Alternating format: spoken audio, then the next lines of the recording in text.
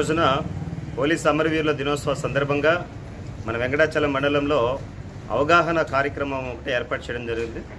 అందులో భాగంగా ఈ యొక్క హెల్మెట్స్తో బైక్ ర్యాలీ కండక్ట్ చేయడం జరిగింది. దీని యొక్క ముఖ్య ఉద్దేశం ఏంటంటే హైవే మీద అలాగే మామూలు రోడ్ల మీద వెళ్ళేటప్పుడు ఏదైనా చిన్నపాటి యాక్సిడెంట్ జరిగిందనుకోండి, అప్పుడు ఆ హెల్మెట్ లేకపోతే ప్రాణాపాయం ఎక్కువ అయ్యే అవకాశాలు ఉన్నాయి. హెడ్ ఇంజరీ వల్ల ఈ రోజున 95% మరణాలు జరుగుతూ ఉన్నాయి. కావున హెల్మెట్ ఉంటే ఆ యొక్క ప్రాణాలు కాపాడుకోవచ్చు, అతని మీద ఆధారపడినటువంటి కుటుంబాన్ని కాపాడుకోవచ్చు. కాబట్టి ఆ ఒక్క వ్యక్తి గురించి ఆలోచించుకోకూడదు. ఎప్పుడైనా తన మీద ఆధారపడిన ఫ్యామిలీ కోసమైనా సరే హెల్మెట్ ధరించాలి. కాబట్టి ఈ యొక్క హెల్మెట్ అవేర్నెస్ కార్యక్రమం ఈ రోజున మన వెంకటాచలం మండలంలో నిర్వహించడం జరిగినది. ప్రజలందరూ కూడా మేము తెలియపరిచేది ఏంటంటే, ఈరోజు ప్రాణం విలువ చాలా విలువైనది. మీ మీద ఆధారపడిన మీ పిల్లలు, మీ యొక్క భార్య, మీ అమ్మ నాన్న, వయసులో ఉన్నటువంటి వాళ్ళందరికీ మీ యొక్క ఆధారం చాలా అవసరం. కాబట్టి హెల్మెట్ ధరించి వాహనాలు నడపండి. అలాగే కారులో వెళ్ళేటువంటి వాళ్ళు సీట్ బెల్ట్ ధరించండి.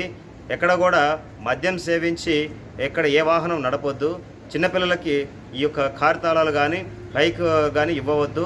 వాళ్ళు ర్యాష్ అండ్ నెగ్లిజెన్స్తో వెళ్ళి వాళ్ళ ప్రాణాలు పోగొట్టుకుంటున్నారు, ఎదుటి ప్రాణాలు కూడా పోగొడుతున్నారు. కాబట్టి వాళ్ళకి ఎటువంటి అవకాశం ఇవ్వద్దు.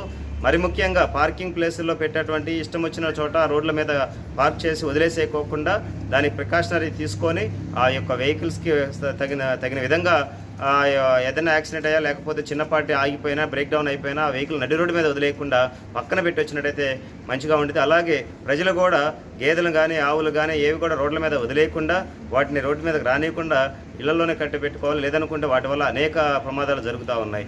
ఎక్కడైతే ఇల్యూమినేషన్ సరిగా లేదో అక్కడ లైట్ ఫోకస్ సరిగా లేనప్పుడు చిన్నగా వెళ్ళడం మంచిదని చెప్పేసి చెప్తా ఉన్నాం. అలాగే స్కూల్ జోన్స్, హాస్పిటల్ జోన్స్ ఎక్కడైనా ఉన్నప్పుడు చిన్నపిల్లలు వాళ్ళకి తెలిసి తెలియకుండా రోడ్డు మీదకి వచ్చే అవకాశం ఉంది. కాబట్టి వాళ్ళు అక్కడ కొంచెం స్లోగా వెళ్ళి 20-30 స్పీడ్ మీద వెళ్తే మంచిదని చెప్పేసి నా యొక్క భావన. ఇవన్నీ మీరందరూ పాటిస్తారని చెప్పి భావిస్తూ, అలాగే పోలీసు అమరవీరులకు మనం అందరూ నివాళులు అర్పిస్తూ ప్రజలందరూ ఈ యొక్క యాక్సిడెంట్ని తగ్గిస్తారని చెప్పేసి భావిస్తున్నాను. Thank you.